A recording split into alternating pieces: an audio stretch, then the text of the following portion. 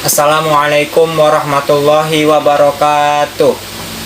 Alhamdulillahirabbil alamin wa bihi nasta'in wa ala umur dunya waddin wassalatu wassalamu ala asyrofil anbiya'i wal mursalin wa ala alihi washabihi wajmain amma ba'du. Yang pertama-tama kita hormati dan kita muliakan dosen pengampu kita Bapak Irham selaku MA yang selaku dosen mata kuliah materi agama Islam sekolah dan kawan-kawanku yang sangat saya banggakan. Oke, pada kesempatan hari ini mari kita sama-sama memanjatkan puja dan puji syukur kita kepada Allah sebagaimana kita diberi nikmat sehat, nikmat iman untuk mempelajari ilmu-ilmunya Allah. Dan selawat dan salam mudah-mudahan Allah limpah curahkan kepada junjungan besar Nabi kita, yakni Nabi Muhammad Sallallahu Alaihi Wasallam, yang beliau belah kita bisa menikmati zaman yang terang benderang seperti saat ini.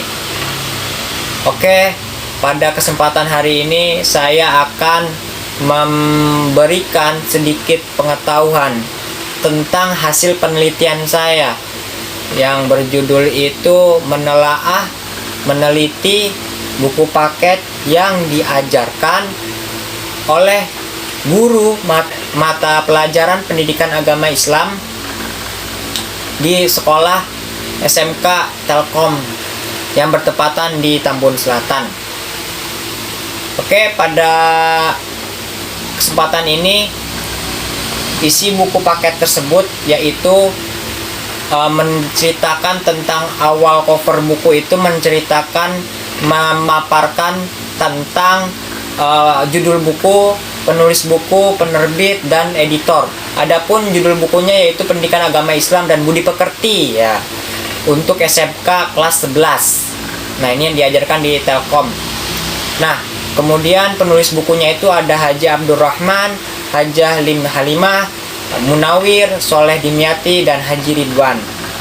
Nah, buku ini diterbitkan oleh penerbit Erlangga dan editornya bernama Suci Nurul Seni Nur Latifah. Nah, di sini tertera kurikulum 2013 edisi revisi 2017. Oke, lanjut.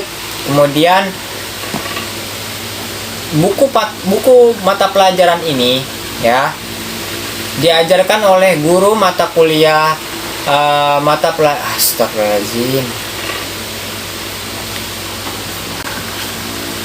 Buku mata pelajaran ini diajarkan oleh Bapak Wanto ya, dengan metode pembelajaran yang berbeda-beda ya. Ada kalanya dengan metode pembelajaran saintifik, yaitu dengan guru memberikan masalah dan juga memberikan permasalahan dan solusinya seperti apa untuk dipikirkan oleh siswa. Dan ada juga metode yang diberikan tentang sesuai dengan RPP, yaitu 10 menit awal pembelajaran guru mengulas materi yang sudah diajarkan pada pertemuan sebelumnya. Nah, kemudian 10 menit terakhir pada jam pembelajaran guru memberikan materi yang sudah disampaikan ya, mengulas apa yang beliau sampaikan dengan metode ceramah dan juga metode diskusi juga beliau menyampaikan materi-materinya. Terus kemudian guru menjelaskan materi berdasarkan buku acuan, buku paket ini ya. Terus kemudian buku ini mengaitkan dengan suatu kasus, misalnya membahas tentang jenazah. Nah, di kejadian di masyarakat tentang prosesi pemakaman jenazah itu dijelaskan secara detail oleh guru tersebut, oleh Pak Wanto ini. Bagaimana cara sholat jenazahnya, bagaimana cara memandikannya, praktik lah ya. Dan juga bagaimana cara menguburkannya. Nah, itu semua dipampang jelas, dipraktekkan secara nyata. Terus kemudian materi-materi pembelajaran yaitu ada 14 ya, ada 14 bab. Di sini tertera yang isinya bab itu bab 1 mengenai tentang ketaatan secara benar ya. mengkaji Quran surat An-Nisa ayat 59 tentang taat kepada Allah, taat kepada Rasul, taat kepada pemimpin ya. Nah, di sini semuanya diberikan penjelasan tentang taat. Karena pada dasarnya Al-Quran mengajarkan kita harus taat juga. Atiullah wa atiur Rasul wa ulil amri minkum ya. Terus kemudian bab kedua. Bab kedua ini berisikan tentang materi hadis ya, hadis tentang kompetensi menuju kompetitor terbaik. Kompetitor terbaik itu ya orang yang SDM, sumber daya manusianya yang baik. Nah, di sini dijelaskan tentang bagaimana kita menjadi manusia yang punya kompetitor baik ya. Di sini mengutip juga menjadikan dalil landasannya Al-Qur'an surat Al-Maidah ayat 48 tentang memaknai potensi dalam kebaikan, berkompetensi dalam kebaikan. Oke, terus kemudian kajian surat At-Taubah ayat 105 ya. Ayat 105 ini menjelaskan tentang pentingnya memiliki etos kerja yang tinggi. Kenapa umat Islam ini nggak boleh sampai mundur? Maka dijelaskan tentang bekerja, yang semangat bekerja yang tinggi untuk melawan kemiskinan, karena Islam tidak mengajarkan miskin. Ya, di sini sebagai landasan dalilnya yaitu tentang Quran surat Az-Zumar juga ayat 39 sebagai dukungan dari surat At-Taubah tadi tentang semangat etos kerja. Kemudian bab 4 mengajarkan tentang hadis menjalin kebersamaan melalui toleransi ya. Bab 4 ini mengajarkan kita toleransi kepada anak-anak murid, karena di anak-anak murid di sekolah tersebut itu sangatlah beragam agamanya. Ada yang non-Islam, ada yang Islam. Jadi kita diajarkan tentang toleransi yang baik dan benar menurut Quran surat Yunus 40 dan 41 tentang toleransi. Dan juga bab 5 berisi tentang kajian surat Al-Maidah ayat 32 tentang menghindari diri dari tindakan kekerasan. Di sini mengutip dalil Quran surat Al-Maidah yang berisikan hadisnya dan penjelasan dalil Qur'annya itu seperti apa tindakan kekerasan yang harus dihindari, perilakunya seperti apa untuk menghindari, dan juga kajian hadisnya tentang tindakan anti kekerasan. Karena Islam mengajarkan yang rahmatan lil alamin, rahmat seluruh alam, kasih sayang. 6. Berisi tentang memegang teguh kebenaran Al-Quran, iman kepada kitab. Nah, di sini kita iman kepada Allah dan fungsi kitab-kitab Allah, dan juga hikmahnya beriman kepada kitab-kitab Allah. Dan juga mencerminkan perilaku kesadaran bahwasannya beriman kepada kitab-kitab Allah dengan menjalankan syariat-syariatnya dan perintah-perintah Allah. Kemudian bab 7 berisikan tentang menjalani kehidupan para rasul kepada kehidupan yang hakiki. Bagaimana sikap Rasulullah, bagaimana akhlak Rasulullah, di situ dipelajari. Dan juga bab 8 berisi tentang syaja'ah, yaitu berani membela kebenaran. Berani membela kebenaran dalam wujud kejujuran. Ya. Terus kemudian bab 9 berisikan hormat kepada kedua orang tua dan guru. Di sini dua sosok yang sangat penting dalam menunjang kehidupan kita dunia akhirat. Ya, ridho Allah, ridho guru, ridho kedua orang tua. Terus kemudian bab 10 menjelaskan tentang penyelenggaraan jenazah. Di sini tentang aspek sosialnya, yaitu peserta didik harus memahami konteks penyelenggaraan jenazah, mulai dari memandikan, sholatkan, menguburkan, dan juga praktiknya seperti apa. Dan juga bab 11 mengajarkan santun damai dalam berdakwah. Jadi setiap orang itu, setiap kita umat muslim itu punya potensi untuk berdakwah. Nah, orang yang berdakwah disebut mubalik. Nah, di sini ada yaitu pembagian tentang dakwah, ada khutbah, ada tablik, ada dakwah. Semuanya itu berbeda dari aspek pengertian dan juga segi penyampaiannya. Setiap mubalek, setiap orang adalah mubalek, dan tidak setiap orang yaitu kiai atau ustadz. Karena apa? Mubalek itu orang yang menyampaikan kebenaran, sedangkan kebenaran tidak diukur oleh siapapun orang itu tersebut. Selagi orang itu benar perkataannya, maka ya yang disampaikan itu ya benar. Walaupun tukang sapu menyampaikan kebenaran, suatu kebenaran, maka ya tetap kebenaran, utuh kebenarannya. Ibaratkan air di dalam sebuah teko, ya tetap yang keluar itu air putih. Karena memang air putih itu benar adanya berada di dalam teko, atau di dalam gelas, atau di dalam botol, gitu ya. Kemudian bab 12 mencari keberkahan rezeki lewat ekonomi Islam. Dijelaskan tentang ekonomi Islam, bagaimana cara bermuamalah yang baik dan benar dan terhindar dari riba. Nah, kemudian bab 13 yaitu bercermin dari peradaban Islam pada masa kejayaan. Di sini dijelaskan aspek sejarah peradaban Islam pada zaman dahulu karena berkembang majunya Islam. Terus kemudian bab 14 berisikan menatap masa depan dari peradaban Islam masa modern. Saya sangat tertarik meneliti buku ini. Pada akhirnya saya memutuskan untuk meneliti satu bab pada buku ini. Saya teliti, saya cermati apa isinya dan apa kekurangannya dan apa solusinya. Apa bab yang saya akan teliti? Yaitu bab 11 yang mengajarkan santun dan damai dalam berdakwah. Penting untuk kita kaji secara bersama ya. Pentingnya dalam berdakwah ini punya etika, sopan santun, peraturan ya. Saya sebut peraturan. Kenapa? Karena Nabi juga berdakwah dan juga sebagai pemimpin dan juga sebagai panglima perang. Semuanya itu beliau rangkap menjadi satu dengan kriterianya sebagai berikut.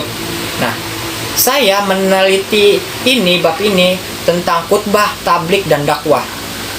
Di sini materi tersebut mengisikan tentang khutbah itu seperti apa dan dakwah itu seperti apa, tablik seperti apa. Tentunya berbeda. Nah, mulai kita bahas dari khutbah dulu. Khutbah itu kaitannya dengan erat dengan sholat.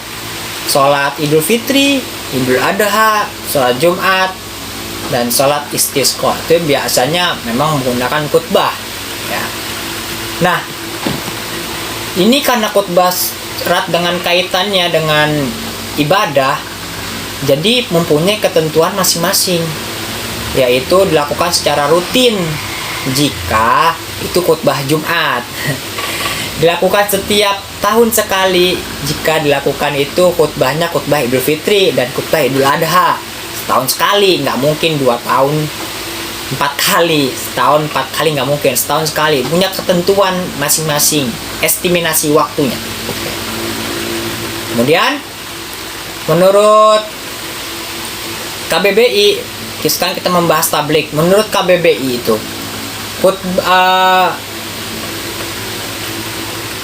tablik itu adalah penyiaran ajaran Islam dari segi metodologi, dari segi aspek sosialnya juga. Nah, penyiaran Islam ini dilakukan dengan cara menyampaikan melalui media. Media bisa mungkin elektronik, bisa mungkin televisi, bisa mungkin kamera disebarkan.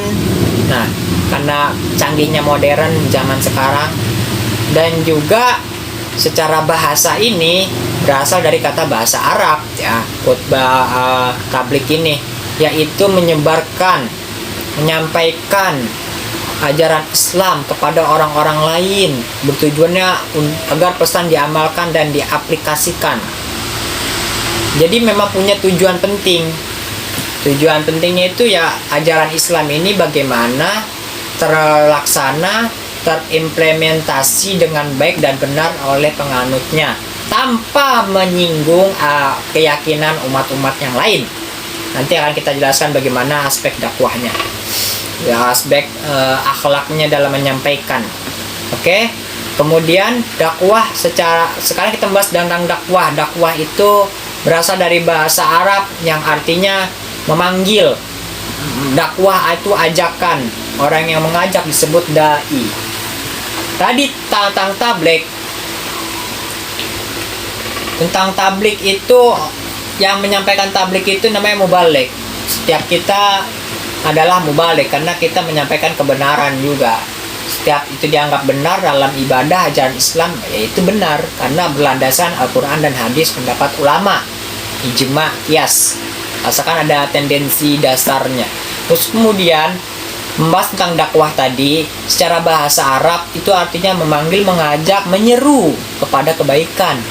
Nah, maksudnya itu adalah agar apa? Allah itu ridho kepada umatnya, kepada umat-umat Islam dengan mengajarkan, dengan mematuhi ajaran perintah Allah. Nah, tentu saja mematuhi ajaran perintah-perintahnya Allah itu tentu perlu pembimbing. Pembimbingnya seperti apa? Ya seperti ustadz, kiai, pengasuh pondok pesantren, buya yang mengerti secara dalam ilmu agama, yang mengerti dan memahami esensi Al-Quran dan hadis serta tafsirnya, ilmu nahwu sorofnya, ilmu balaghahnya, dan ilmu bayannya, banyak sekali. Nah, untuk memahami Islam itu yaitu kuncinya. Karena apa? Sebagai fondasi, sebagai dasar umat untuk mengikuti ajaran Islam. Ya. Terus kemudian berdakwah ini bisa disampaikan dengan waktu kapan saja, tidak berbeda dengan khutbah. Kalau khutbah memang ada waktu khususnya. Kalau dakwah bebas, mau pagi, siang atau malam bebas, terserah. Dan tempatnya dimanapun dan kapanpun terserah. Mau tempatnya di tempat masyarakat yang kumuh, dalam tanda kutip kotor ya. Kemudian ada juga yang di tempatnya masjid, ada juga yang di jalanan, dan ada juga yang di rumah. Tempatnya efisiensi, mengikuti kebutuhan masyarakatnya ada di mana. Itulah dakwah, perbedaannya dari dakwah, tabligh, dan khutbah. Contohnya dari dakwah tadi tersebut sudah saya jelaskan seperti Gus Miftah ya. Gus Miftah itu beliau adalah pendakwah sekaligus mubaligh, sekaligus juga orang yang menyebarkan kebaikan. Ya, dakwahnya ya di tempat-tempat diskotik malam dengan mbak-mbak diskotik. Nah, dan juga beliau pernah juga dakwah di tempat masjid, pernah di Istiqlal ya, di tempat negara-negara luar juga pernah seperti itu. Itu contohnya dari dakwah. Nah, masuk ke dalam syarat-syarat khotib. Di dalam syarat khotib ini terdapat banyak sekali untuk menjadi khotib yang dipandang sah secara agama, yaitu muslim yang telah balik, berakal sehat, dan juga taat beribadah, karena menjadi patokan dasar. Terus kemudian memenuhi syarat rukun sunnah khutbah, kemudian suci dari hadas besar ataupun hadas kecil, dari pakaian atau badan ya. Terus kemudian fasih membaca Al-Quran dan hadis. Tentang makhorijul hurufnya, tempat keluar hurufnya memang harus jelas di mana letak hurufnya yang akan keluar. Misalnya huruf alif itu harus mangap, 4 jari harus bisa masuk ke dalam huruf a. Alif, au, ain letaknya di tenggorokan di sini. Itu harus fasih. Dan juga memiliki akhlak yang baik. Kenapa? Karena memang pemimpin itu dicontohkan, ditiru. Makanya akhlaknya harus baik. Dan juga sopan santunnya dijaga akhlaknya. Terus juga berpenampilan rapi, baik, dan sopan. Karena memang kita sebagai pemimpin yang mengajak orang itu harus lebih menjadi contoh yang baik, ideal terhadap umatnya, terhadap orang-orang yang akan kita ajak. Masa ya kita mau nyapu halaman tapi sapu kita kotor, kan nggak bersih. Ibaratkan kita mau nyapu rumah tapi sapu kita nih kotor, ya rumahnya tetap kotor lah. Itulah perumpamaannya. Kemudian syarat-syarat khutbah. Syarat-syarat khutbah itu punya syarat untuk sahnya sholat Jumat dan sholat Idul Fitri, Idul Adha. Karena memang khutbah ini sebagai penting Yang pertama itu khutbahnya itu syaratnya harus laki-laki khotibnya. Kemudian khutbah harus diperdengarkan. Terus yang ketiga, khutbah dibaca kawasan bangunan rumah penduduk desa dan didengar oleh jamaah Jumat. Terus kemudian khotib suci dari 2 hadas. Yang kelima, khotib harus suci dari najis, baik pakaian maupun tempat. Dan 6, khotib harus menutup aurat. Nah, syarat dan metode dakwah, keberhasilan dakwah. Di sini dijelaskan juga perbuatan dan ucapannya harus benar-benar dapat dicontoh. Terus kemudian memahami objek dakwahnya sehingga tidak terjadi kesalah sasaran. Terus kemudian mempunyai keberanian dalam menyampaikan dakwah dan juga memiliki kemampuan dalam menyampaikan dakwah seperti penggunaan bahasa yang baik dan benar, tidak mencaci maki dan tidak menghina, meremehkan agama lain. Di sini kajian dakwah yang secara ideal berdasarkan Al-Quran dan hadis, karena memang Nabi itu diutus tidak untuk melaknat, tidak untuk mencaci, tidak untuk memaki. Innama bu'istu liutammima makarimal akhlak.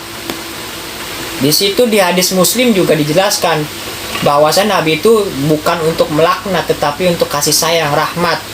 Ya, jelas hadisnya. Di situ juga di Al-Quran diterangkan juga, laqad kana lakum fi rasulillahi uswatun hasanah, contoh yang baik. Dan juga di ayat yang lain Allah menjelaskan wajadilhum billati ya ahsan, baik dan berdebatlah dengan baik. Wajadilhum, dan berdebatlah kalian semua bersama mereka, kepada mereka, billati ya ahsan, dengan cara yang baik, kan begitu. Kemudian mempunyai ketahanan, kesabaran, dan menghadapi segala rintangan, karena dakwah sendiri ini mempunyai banyak rintangannya. Seperti yang dilakukan Kanjeng Nabi Muhammad, rintangannya pun beliau hampir dibunuh. Begitu juga pendakwah harus memang kuat mentalnya, secara psikis dan secara fisik dan psikisnya. Psikologinya juga harus kuat juga. Dan juga menyadari bahwa segala tugasnya hanya menyampaikan, mengenai hasilnya itu serahkan sepenuhnya kepada Allah. Gitu. Ya. Jadi semua yang memberi hidayah itu Allah semuanya. Tugas kita hanya menyampaikan. Kemudian dalam khutbah itu tersebut terdapat syarat sahnya khutbah, yaitu adalah membaca hamdulillah dan juga membaca syahadat, kalimat syahadat, dan juga sholawat pada Nabi, puasa takwa kepada jamaah, terus tentang iman, terus nasihat, dan juga membaca ayat Al-Quran, ya bebas ayat Al-Quran apa saja, dan juga berdoa pada khutbah yang kedua. Nah, di antara khutbah pertama dan khutbah kedua itu duduk di antara kedua khutbah, ya. Terus kemudian sunnahnya khutbah itu ada banyak. Khutbah berdiri di atas mimbar, ya. Terus kemudian disampaikan dengan kalimat yang jelas, tegas. Terus kemudian khutbahnya, khatibnya itu tidak terlalu panjang durasi waktunya, ya. Nah, terus kemudian menertibkan rukun khutbah yang tadi. Terus lanjut kepada kritik dan solusi. Nah, di sini saya sebagai peneliti melihat kekurangan dari buku ini, yaitu masih sangat kurang isinya dalam menjelaskan syiar Islam itu, di mana tidak dijelaskan bagaimana etika cara berdakwah dan juga cara menyampaikan dengan sopan santun. Dalam Al-Quran di situ diterangkan ada 9 kata qaulan, ya. Ada 9 kata qaulan di sini tidak dijelaskan secara spesifik. Harusnya dijelaskan bagaimana maksud qaulan, kata dalam menyampaikan kebenaran dakwah. Nah, di sini harusnya dijelaskan bagaimana cara dakwah yang benar dan baik berdasarkan Al-Quran, tidak dijelaskan. Terus kemudian ada beberapa ucapan yang menyampaikan dakwah, itu harus dicantumkan dalam buku paket tersebut. Ada ucapan dalam penyampaian dakwah. Nah, itu maksudnya itu dalam buku paket itu kurang banyaknya referensi. Bisa saya tambahkan referensi dari buku paket ini dari kitab tafsir. Di antara tafsir Jalalain bisa juga untuk menjelaskan apa? Menjelaskan tafsir makna dalam yang disampaikan Al-Qur'an dalam buku paket itu. Jadi Al-Qur'an yang disampaikan di situ dalam buku paket sebagai landasan dijelaskan melalui tafsirnya agar tidak salah paham. Dan juga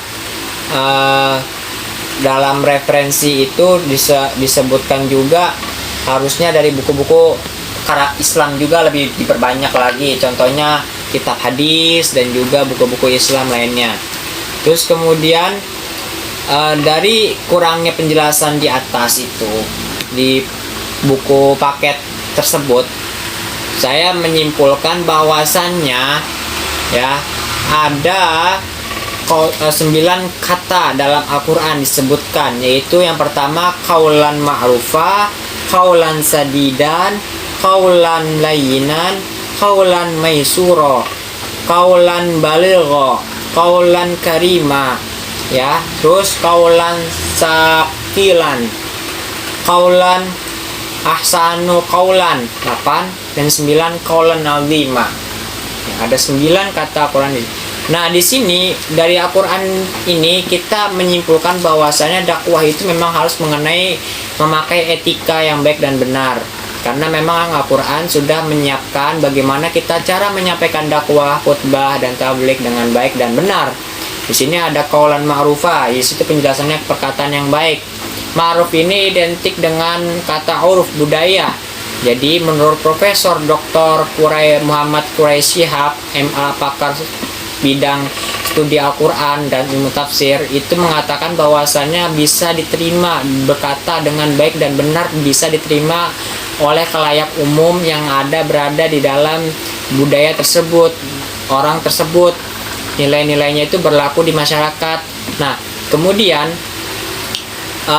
tidak menggunakan sindiran atau berkata kasar, menyinggung perasaan, dan juga pembicaraannya bermanfaat, itu maksudnya.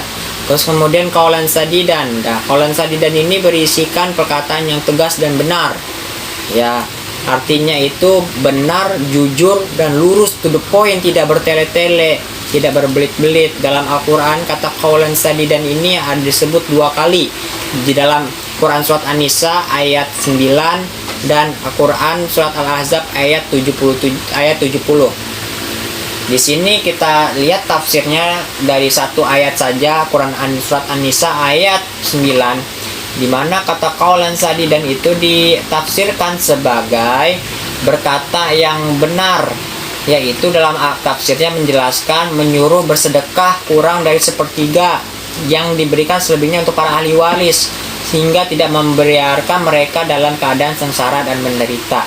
Itu artinya menyuruh bersedekah dengan apa? Dengan berkata yang baik dan benar sesuai dengan tuntunan hadis dan Nabi Muhammad SAW.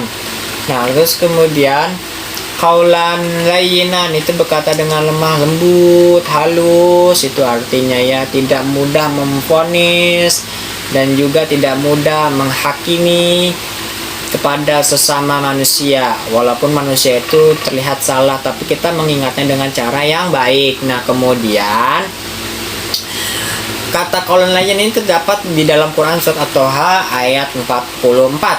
Silakan dicek. Oke. Terus kemudian ada 4 qaulan maisura. Ini harus dijelaskan semuanya dalam buku paket ini harusnya. Qaulan maisura ini perkataan yang pantas ya. Perkataan yang pantas. Terus kemudian secara etimologis ini perkataan yang pantas ini maksudnya mudah atau gampang diterima. Ya. Nah, maksud terus kemudian perkataan maisuran ini tidak menimbulkan harapan, tidak menimbulkan peluang komunikasi untuk yang jelek-jelek ya, empati kepada lawan bicaranya.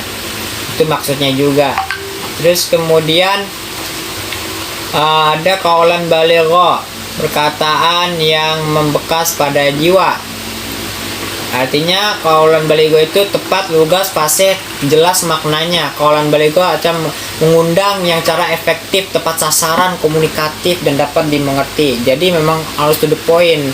walaupun kita memberikan analogi untuk menjelaskan materi kita memang harus jelas seperti gamblang penjelasannya secara kadar intelektualitas pendengar kita.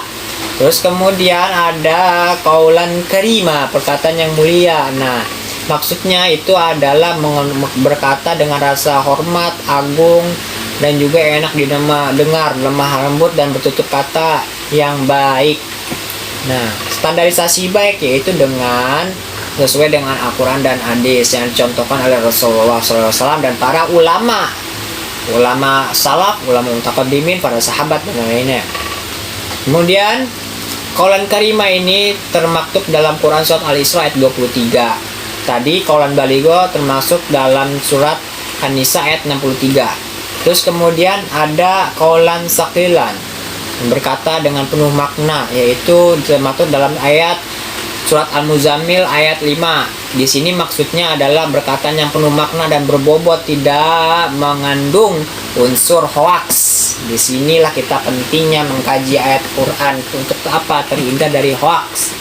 Ya, perkataan bohong dan perkataan yang tidak ada artinya itu karena sama-sama membuang umur. Di Al-Quran sudah disinggung harus secara mengandung bobot ilmu spiritual. Terus yang ke-8 ahsanu qaulan, berkata yang baik, yang terbaik. Terus dalam Ibnu Katsir ya menafsirkan kata ahsanu qaulan ini yaitu dengan mengerjakan amal soleh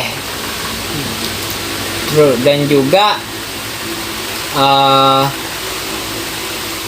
orang yang melaksanakan kebaikan dan meninggalkan keburukan dan menyeru pada manusia kebaikan dan menyeru manusia kepada kebaikan dan dia pun juga baik juga. Ini maksudnya dari Ibnu Katsir, menyeru kebaikan dan juga dia juga baik juga perilaku akhlaknya, mulutnya juga penyampaiannya. Nah, terus yang terakhir kaulan azimah, perkataan yang mengandung dosa besar. Nah, di sini termasuk dalam surat Al-Isra 40.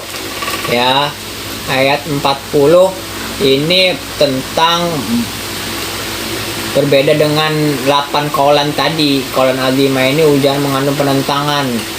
Ya, menentang, menyalahkan. Masuk kaulan azimah ini kaulan yang mengandung unsur dosa besar yaitu ujaran kebencian. Ya, ini termasuk nih Al-Quran udah menyinggung, tapi manusia umat Islam khususnya tidak tersinggung. Kenapa? Karena bodoh dan tidak memahami isi Al-Quran. Makanya ia mudah sekali menyinggung, mudah sekali mencaci maki, mudah sekali menebarkan ujaran kebencian, mudah sekali menyebarkan hoaks ya, karena tidak paham Al-Quran. Maka beruntunglah orang yang tidak paham Al-Quran. Kenapa? Karena ia tidak mengetahui perintah-perintah Al-Quran sehingga ia melakukan perbuatan dengan bebas, dengan tanpa pengetahuannya. Tidak ada yang menyinggung. Tuh. Di era digital informasi sekarang saat ini kan dengan mudahnya menebarkan informasi. Maka kita cek dulu kebenarannya, cross check. Nah, demikian kritik dan solusi tadi yang saya berikan harus ada di dalam buku paket ini supaya anak didik, peserta didik yang diajarkan dengan menggunakan buku paket ini menjadi paham tentang etika dakwah, memahami esensi dakwah yang baik secara menyuruh komprehensif. Ya, demikian video singkat dari saya, kurang lebihnya mohon dimaafkan. Wallahul muwaffiq ila aqwamit thoriq. Wassalamualaikum warahmatullahi wabarakatuh.